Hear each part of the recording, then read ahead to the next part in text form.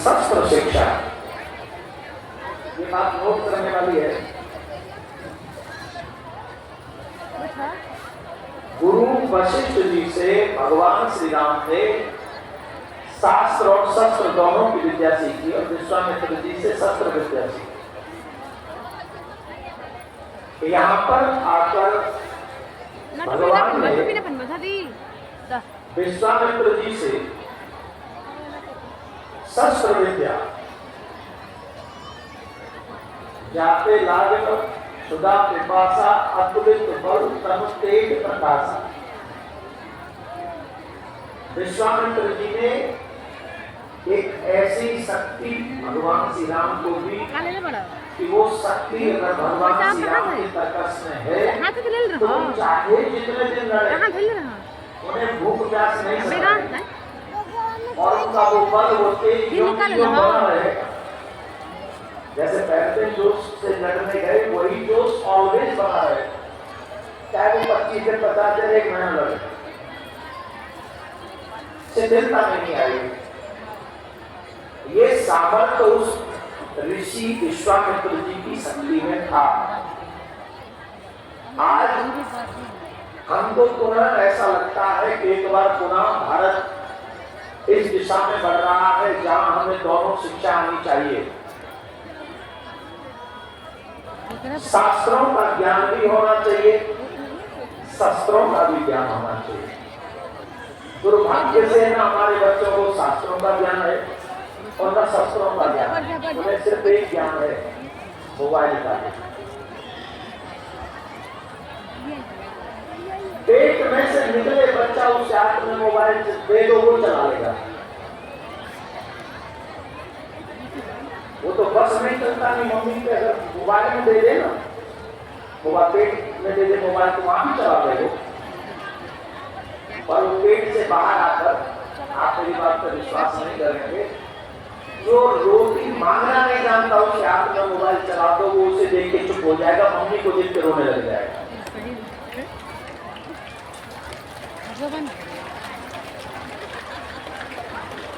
अब प्रश्न ये है क्या इसमें बच्चे का दोष है? ना, इसमें मम्मी पापा का दोष है।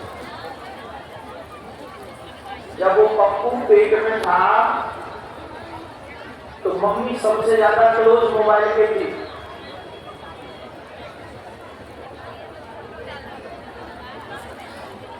कई तो ये YouTube से सीख रही थी बेबी पालन कैसे होता है, YouTube से सीख रही थी बेबी पालन कैसे होगा। बेबी तो आ जाएगा पर पालन कैसे? माँ को साथ में रखना नहीं, सासू माँ को साथ में रखना नहीं।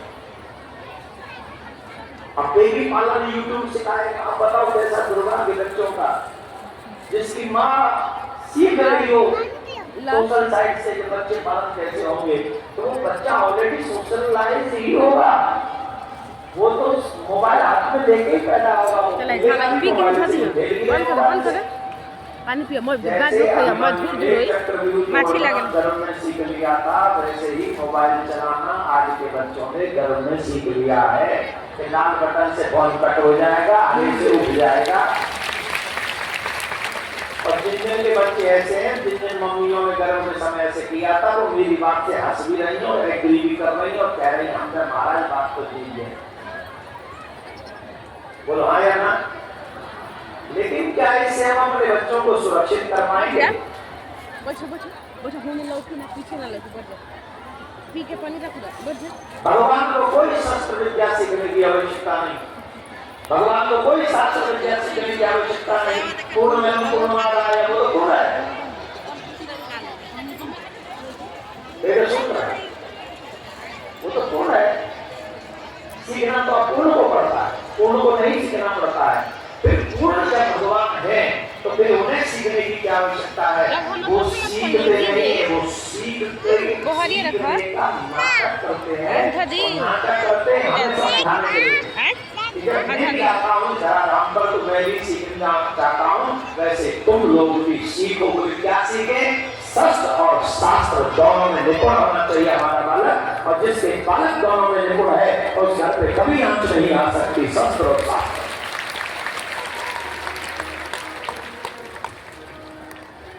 ये बात कहने को आपको सिर्फ सुनने के लिए लग रही होगी, पर जिस भूमि पर हम बैठे हैं ये भूमि इसका प्रमाण है। अच्छा गुलछरा बंद करो। इतिहास की बातों को सिर्फ इतिहास अभी फ्री हो गई हमारा इतिहास 1947 मत छुआ या 1822 से शुरू हुआ या 1600 में हमारा इतिहास शुरू हुआ। पूरे विश्व में किसी भी कंट्री का इतिहास उतना पुराना नहीं है जितना अपन का इतिहास पुराना है। पूरे विश्व में ये जो कहते हैं राम जी 10-12 साल पहले आए थे, ऐसे कहने जैसे राम जी का नाम इन्होंने ही काटा था। राम जी 10-12 साल पहले क्या बात है? ना लौकी दीदी और मार लौकी 4,32,000 वर्ष की आयु है कलयुग की, और उससे ज्यादा है द्वापर की, और उससे भी ज्यादा है त्रेता युग की, और उससे भी ज्यादा है सतयुग की। और राम जी कब आए थे? त्रेता युग में। द्वापर युग बीच में निकल गया। द्वापर युग की आयु 8 लाख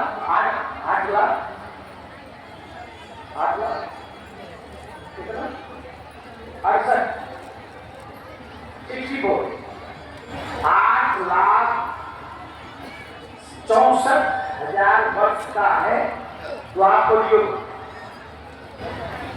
तो वो तो पूरा ही निकल गया। राम के एंड में भी आए हो, त्रेता युग के एंड में भी आए हो, तो ये 8,64,000 वर्ष कहां से करोगे? आए इतिहास लिखने वाले, और फिर उससे भी सतयुग में चलो, और इस बक्सर का प्रमाण सतयुग में भी है जिस भूमि में हमारा बैठे हैं। ये साधारण भूमि नहीं,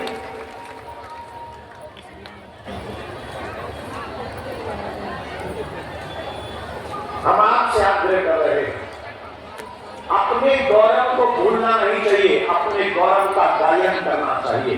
जितनी भी गौरवशील चीजें हमारे इतिहास में हमें मिली है उनको ज्यादा से ज्यादा प्रफुल्लित होकर गाओ और अपने बच्चों को उसी को समझाओ, जैसे हमारे बच्चे गर्व से कहें कि हम सनातनी हैं, हम लोग आगे पीछे कटे पिटे लोग नहीं हैं, हम ऑलरेडी सॉलिड लोग हैं, जैसे भेजे गए हैं हम वैसे ही हैं, हमें बनना नहीं पड़ा है, हम ऑलरेडी बने हुए आए हैं। और धीरे हो जाए, हम तो कल और तुम्हारे संग और जब उठाए के अपने टेंटर निकल देंगे,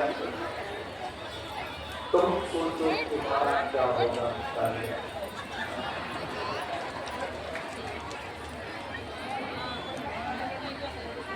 एक बात याद रखो, राम को मानो ही नहीं, राम की भी मानो।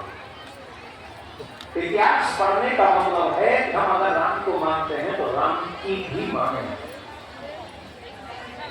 वेद पुराण सुनाई मंगलाई, आप कहें अनुजई। आज हमारे घरों से रामायण गायब है, गीता गायब है, भागवत गायब है, और किसी घरों में अगर है तो ओम जय जगदीश हरे आरती कर दे और दीपक धरे। हम नहीं पढ़े और हमें रामायण गीता के दूर खड़े, ऐसा नहीं होना। तो इतिहास को जाने, इतिहास को समझे, इतिहास को समझ के अपने बच्चों को समझाएं, यही भगवान श्री राम जी हमको सिखाते हैं। ये अद्भुत ग्रंथ है, अद्भुत चरित्र है। कल कथा का समय 2 बजे से है, कथा प्रारंभ हो जाएगी 2 बजे और 1:30 बजे, 1:45 बजे हम आ जाएंगे। और जिन्होंने एक आध दिन कथा मिस कर दी है उन्हें 7 दिन कथा सुनने का लाभ मिलेगा। एक और बात हम आपको कह दें, कल सनातन यात्रा भी होगी। कल आपको 1 किलोमीटर पैदल चलना होगा। जैसे कलश यात्रा में भागवत जी को लेके आए थे, वैसे ही भागवत जी को विदा करने के लिए सनातन बोर्ड के गठन के लिए हम पैदल चलेंगे और कृष्ण भूमि के मंदिर का निर्माण हो सके हम इसके लिए पैदल चलेंगे और आने वाली पीढ़ी सुरक्षित हो सके हम इसके लिए पैदल चलेंगे। सनातन का झंडा पूरे विश्व में फहराता है, हम 1 किलोमीटर इसके लिए पैदल चलेंगे। कौन चलना चाहेगा हमारे साथ?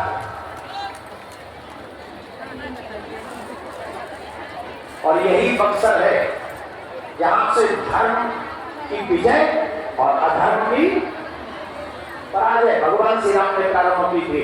एक बार पुनः हम बक्सर में सनातन यात्रा निकालेंगे सनातन बोर्ड के गठन के लिए और हमें विश्वास है कि यहाँ फिर से धर्म की विजय होगी और अधर्म का नाश होगा। देखो ये जो सनातन यात्रा देख रहे हो ये मुरैना की है। एक एक नागरिक पंडाल में जो था सब चल रहे थे हमारे साथ, यहाँ पूरा हाईवे जाम कर दिया था। और मैंने सुना है बंगाल में बग मोड़ के लिए बड़ा जाम चल रहा, बड़ा हल्ला चल रहा। आप वो लोग अशांति कर रहे हैं, हम शांति से अपनी सरकार को कहेंगे कि आप ऐसे ही डटे रहना, पूरी भारत की सनातनी जनता आपके साथ खड़ी हुई। तो बताइए कौन कौन चलेगा? भाग तो नहीं जाओगे? भागोगे तो नहीं? डट जाओगे? डटे रहोगे? बिहारियों सब पे भारी पड़ना है हमें। हमारे यहाँ कहते हैं एक बिहारी सब पे, और इतने बिहारी ये तो मेरे गिरधर की होगी लीला ही प्यारी। गिरधर की लीला तो एकजुट हो जाओ सब प्यारी सनातनी। और वैसे भी अब आपके पास मौका आने वाला है नवंबर में या अक्टूबर में, पता नहीं कब, आई डोंट नो। उसी बात हम नहीं करेंगे, मैं पॉलिटिशियन मामला हो जाएगा। आएगा तुम देख लेना अपने हिसाब से। हम तो कहेंगे सनातन सुरक्षा हम सबके जिम्मेदारी है, हमको करना चाहिए। राधे राधे बोलना है। आइए, कल आप लोगों ने सुना भगवान श्री कृष्ण ने अग्नि, भगवान श्री कृष्ण ने पूतना का वध किया। भगवान श्री कृष्ण ने रावण का वध किया। इंद्र का भी मान वर्धन किया मेरे ठाकुर ने। ध्यान से सुनने योग्य बात है। जब भगवान ने 7 दिन 7 रात्रि तक अपनी कनिष्ठ की उंगली पर गिराज पर्वत उठाया, तो कि इंद्र ने क्रोध करके 7 दिन 7 रात्रि तक घनघोर वर्षा ब्रज के ऊपर करी थी। तो जब काले काले बादल आकाश में घिरे तो सब ब्रजवासी बोले कन्हैया अब नहीं बचेंगे। बोलते ऐसे काले काले बादल घिरे आए, ऐसा लग रहा हो जैसे इंद्र पूरे ब्रज को बहाते हो। भगवान श्री कृष्ण ने बहुत अच्छी बात कही, जा देवता की तुम पूजा कर रहे हो, वह देवता पे विश्वास भी करो। ये हर सनातनी को ये पॉइंट नोट कर लेना चाहिए। तुम्हारा अविश्वास ही तुमको दुख दे रहा है। बड़े बुद्धिजीवी लोग इस बात को ध्यान से सुने। हम राम जी की पूजा करते हैं, हम शिव जी की पूजा करते हैं, हम शंकर जी की पूजा करते हैं, हम हनुमान जी की पूजा करते हैं, पर एक डाउट मन में बना रहता है कि ये हमारी बात मानेंगे कि नहीं, सुनेंगे कि नहीं, हम जो चाहते हैं वो देंगे कि नहीं। और इसी संदेह के कारण हमें वो प्राप्त नहीं हो पाता जो हमें प्राप्त होना चाहिए। अगर हम ये चाहते हैं कि भगवान हमारी प्रार्थना स्वीकार करे, एक्सेप्ट करे, तो उसके लिए परम आवश्यक है कि हम भगवान पर वैसे ही विश्वास करें जैसे एक अबोध बच्चा अपनी मां पे विश्वास करता है।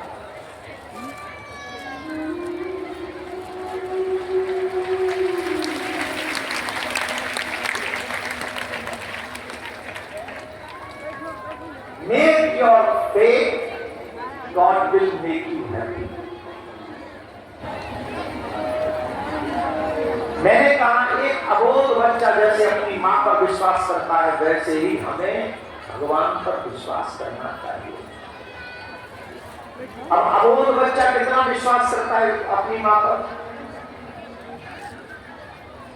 सामने से सांप आ जाए या सामने से सिंह आ जाए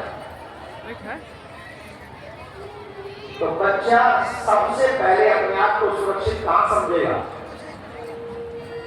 वो सीधा दौड़कर अपनी माँ की गोद में छिप जाएगा। और वो बच्चा ये जानता है कि माँ चाहे जो अपने ऊपर सहलेगी पर मुझ पे आंच आने नहीं देगी। इतना विश्वास वो बच्चा अपनी माँ के ऊपर करता है। यही विश्वास हमें भगवान पे होना चाहिए। ब्रह्मांड में चाहे जो हो जाए पर हमारा ठाकुर जी हमें कुछ होने नहीं देगा। अब प्रॉब्लम आती है, गुरु मंत्र तो ले लिया सीताराम जी का, अब टीवी पे और कोई प्रवचन आ रहे थे, वो बड़े जादू टोना बता रहे थे, तो हमने भगवान को तो कर दिया साइड में, जादू टोना में लग गए। एक नींबू लो नींबू, उसमें 4 कील डालो कील, और रात्रि में तुम्हें कोई देख लेना नहीं, चौराहे में रखा हो, तुम्हारी मनोकामना सिद्ध हो जाए। अब राम जी है मंदिर में बैठे, राम जी कहाँ बैठे? मंदिर में। अब हमारे सारे राम जी से ज्यादा बलवान कौन है? वो एक नींबू 4 कील, और कोई देख है ना, ये सबसे बड़ा बलवान राम जी के बारे में बनाया हो। अब तो एक नींबू में बड़ा है वो, और राम जी में गए तो सुबह शाम आरती करनी है राम जी की, तो भाई प्रकट करने वाला दीन दयाला वहीं रहेंगे राम जी मंदिर में।